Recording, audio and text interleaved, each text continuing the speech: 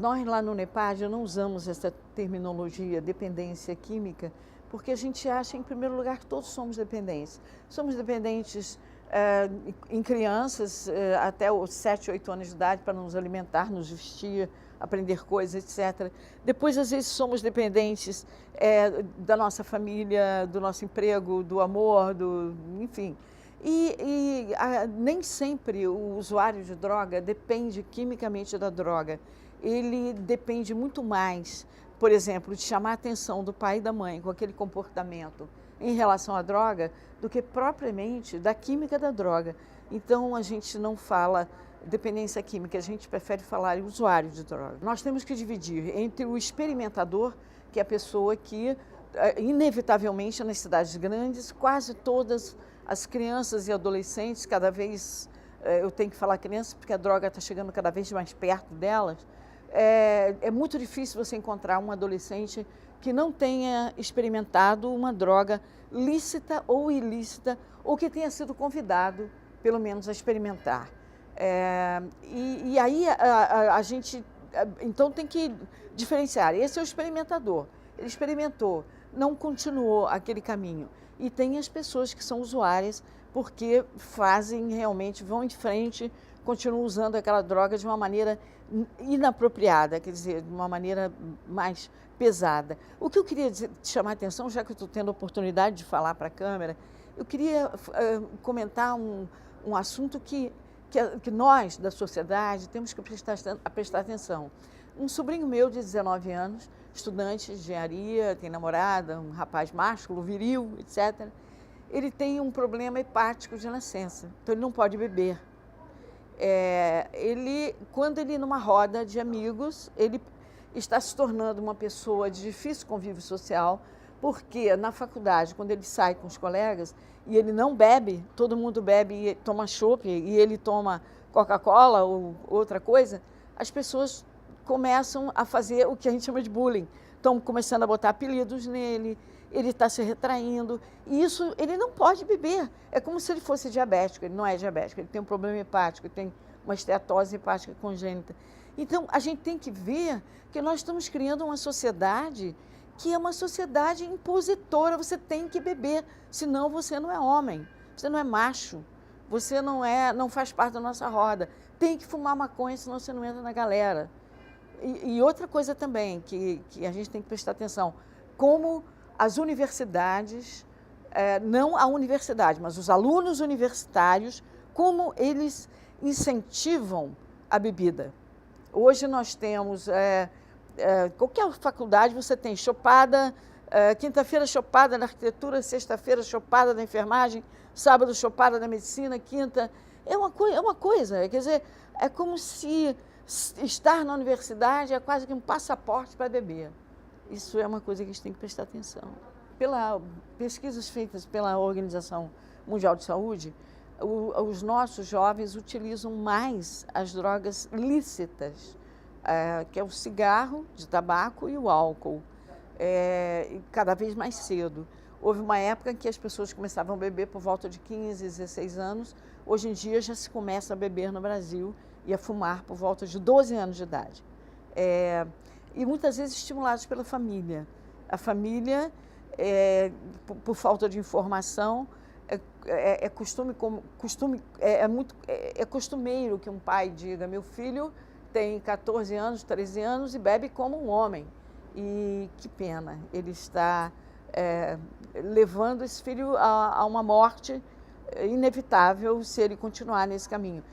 E devemos ter uma coisa presente na nossa cabeça: é proibido, não pode, é crime beber antes dos 18 anos. O cérebro não está formado, o cérebro ainda está verde, aos 12 anos até aos 18 anos, e os neurônios, então, são poucos, e agredidos pelo álcool e pelo tabaco, o barco vai rio abaixo. Por exemplo, nós temos visto que quanto mais cedo se começa o uso de droga, mais difícil é o tratamento depois. Então, uma pessoa que começa a beber por volta de 12 anos de idade, quando ele chega até nós com os primeiros sintomas de alcoolismo, enjoo matinal, desconforto gástrico, e nós perguntamos sobre os hábitos de beber, que, aliás, os médicos não têm o hábito de perguntar, costuma se perguntar superficialmente, o senhor bebe ou a senhora bebe? E as pessoas, só socialmente. E pronto, o médico fica satisfeito. Quando ele deveria perguntar mais, o que é beber socialmente? Por exemplo, beber socialmente é beber todos os dias meia garrafa de uísque quando chega em casa. Não, nós temos que começar a apertar mais um pouquinho quando o paciente apresenta queixas no gastroenterologista, queixas de vômito, de enjoo, e o problema dele é álcool e ele não conta, porque ele bebe socialmente, o médico se dá por satisfeito. Mas então isso que você falou procede.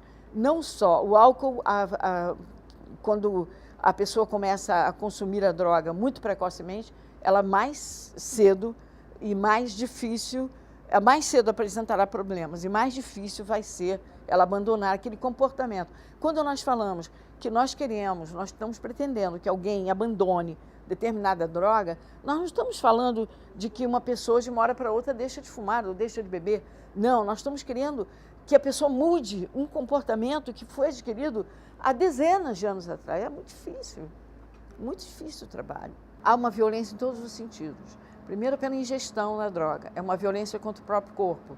Nenhuma droga álcool, cigarro de maconha ou cigarro de tabaco, nenhuma droga ela é, digamos, inofensiva, ela provoca danos ao organismo, ao cérebro, ao corpo de uma maneira geral, ao raciocínio, à lucidez, à consciência, percepção do mundo, etc. E a violência também, quando se fala do álcool, por exemplo, todo mundo sabe o grau de violência que a família do alcoólatra está exposta com comportamentos agressivos com os filhos, com a esposa, quebrando tudo dentro de casa, etc.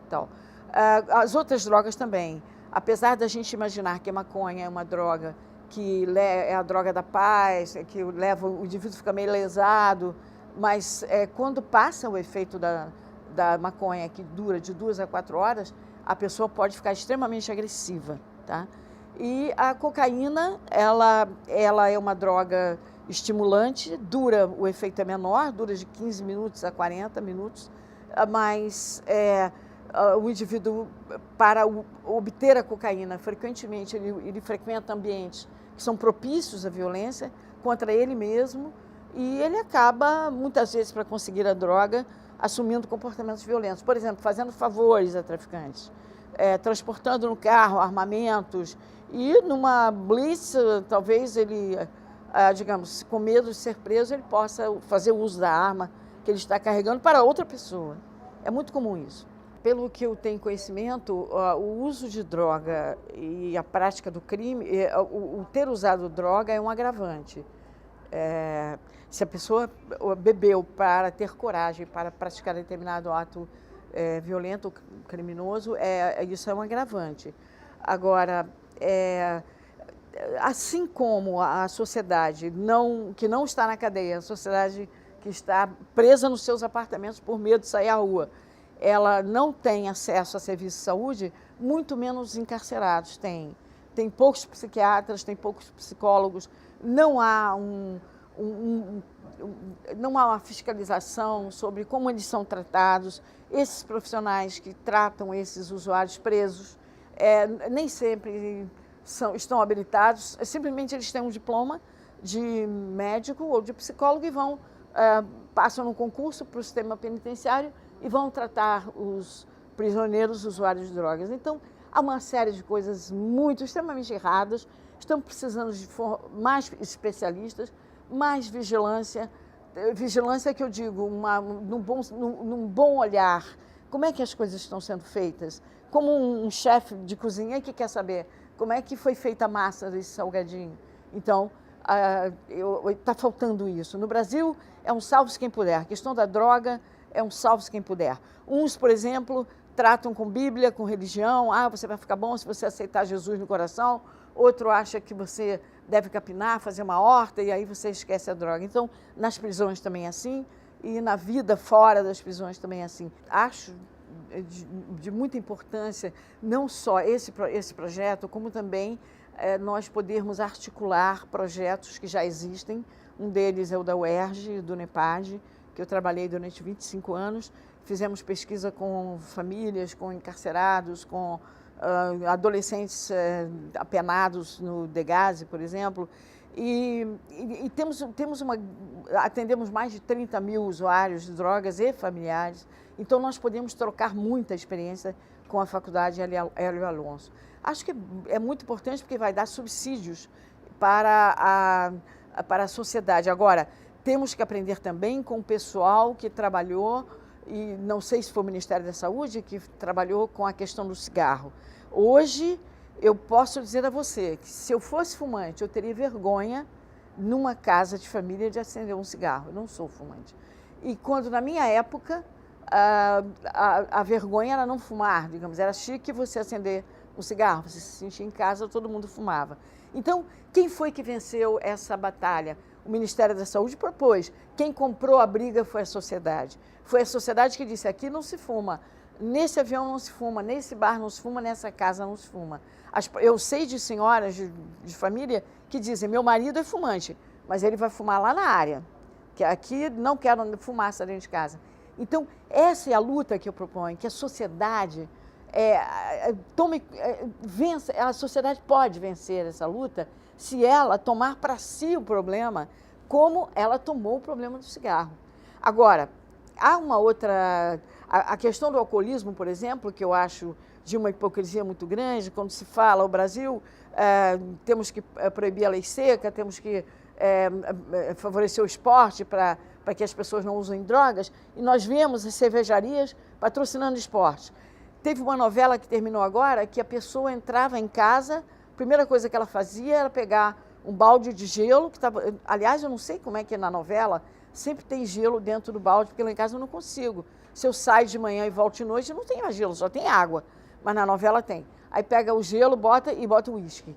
Quer dizer, então, quase que chegar em casa relaxar com um copo de uísque, etc. Então, acho isso muito ruim. Eu acho que são propagandas subliminares, beba mais, né? E a sociedade tem que ficar atenta, a gente tem que denunciar essas coisas. Há uma propaganda subliminar de bebida, há uma propaganda também de cigarro quando se com os patrocínios da Fórmula 1, e isso é uma hipocrisia quando a gente fala o esporte é uma grande alavanca contra a droga, e nós vemos as grandes cervejarias, as grandes tabacarias apoiando o esporte. Então, vamos abrir os olhos, não vamos nos deixar enganar e vamos vencer lutas contra o crack, contra a cocaína, contra a maconha, assim como nós ganhamos a luta contra o cigarro e tabaco.